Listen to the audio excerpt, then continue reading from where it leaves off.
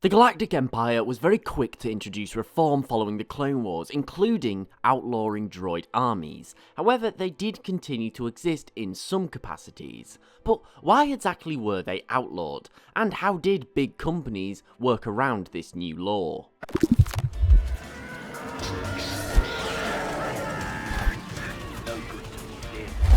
Now, when Sidious took power, he was very quick to outlaw droid armies, and I don't think that this was a bad idea at all. Realistically, any government that went through the disaster that was the Clone Wars would have done the same thing. At the end of the day, countless people lost their lives and immeasurable amounts of damage occurred, all because these individuals and conglomerates were allowed to have these massive weapons of mass destruction. So it was actually very smart, and very widely supported.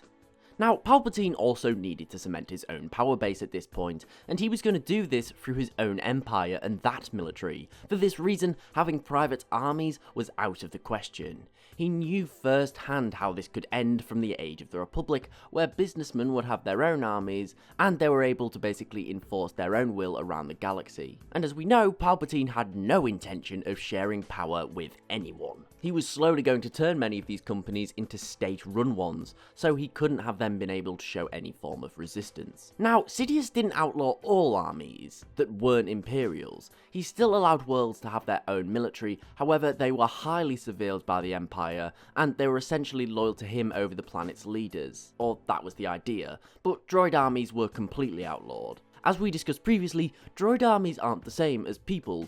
Droids don't have free will. For example, soldiers may be loyal to someone who resists the Imperials. However, the Empire is so powerful and so brutal in its retribution, most people would rather desert that force than actually fight the Imperial war machine. Droids, however, they're programmed to obey orders. They can't be reasoned with or have their moral crushed. They just do as they're commanded, and this is very bad as it allows the enemies of the Empire with wealth and resources to essentially run an endless war against him. So it's pretty clear why he was so quick to dissolve any signs of these armies. Fear at the end of the day was the Empire's greatest strength, and having an opponent that didn't feel fear was out of the question. Despite this, however, some companies such as Hollow-1 Laboratories and Arrakis Industries got around the ban by manufacturing security droids instead. Now, the difference between a battle droid and a security droid is slim to none, however, they were allowed to get away with this.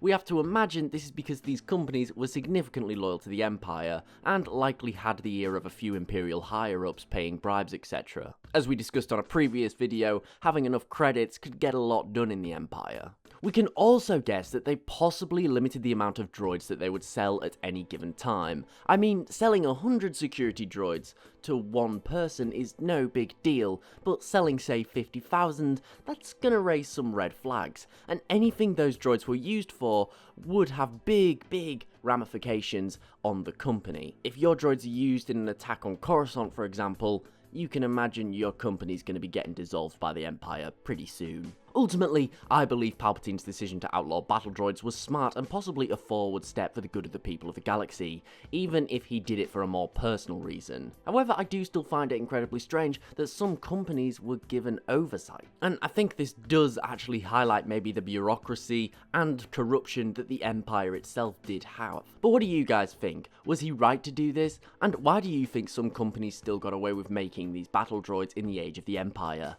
Let me know in the comments below. Thanks for watching. I do hope that you enjoyed this little video. If so, please remember to like, share and sub, as it's really appreciated and it helps the channel grow, and we're so close to 100k now. Also, don't forget to follow me on Twitter at @TheLawGuy and tick the bell for regular updates. But most importantly, thank you so much for watching. I really do hope you enjoyed, and I'll see you next time.